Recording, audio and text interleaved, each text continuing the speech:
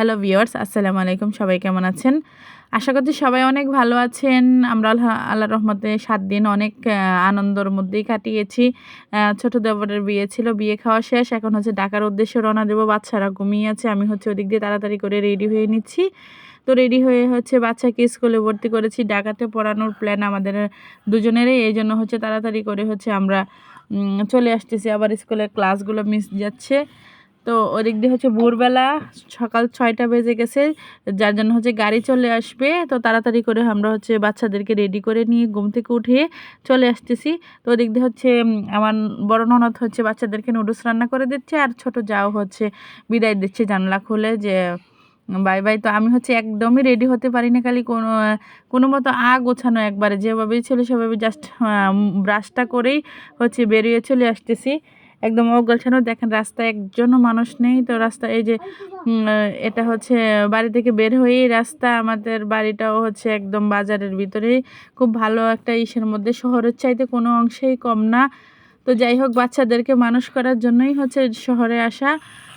তো ওই দিক দিয়ে হচ্ছে ফলের গাড়ি হচ্ছে আনলোড করতেছে, ফল আড়তের মধ্যে নামাচ্ছে। আমার শাশুড়ি এসেছে, আমার মেজো দেবরের হচ্ছে মেয়ে এসেছে আমাদেরকে, আমার শ্বশুর এসেছে, আমার হাজব্যান্ড এসেছে আমাদেরকে গাড়িতে উঠিয়ে দেওয়ার জন্য। আর ওদিক দিয়ে হচ্ছে আমার ননদের স্বামীও চাকরি করে, উনিও হচ্ছে চলে আসতেছে ঢাকা।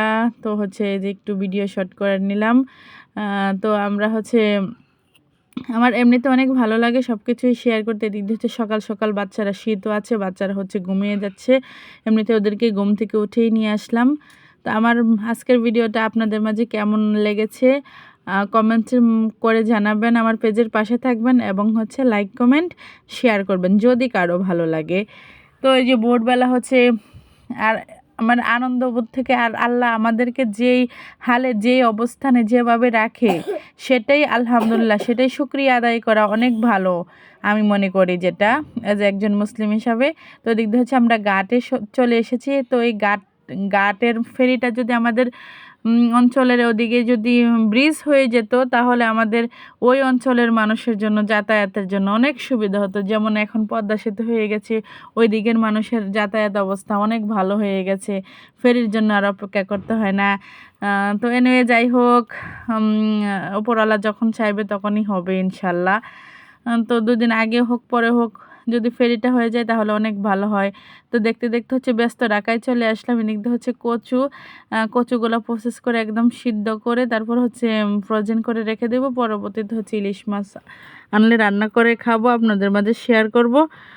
পেজের পাশে থাকবেন, লাইক কমেন্ট শেয়ার করবেন। আজকের মতো এখানে, আল্লাহ হাফিজ।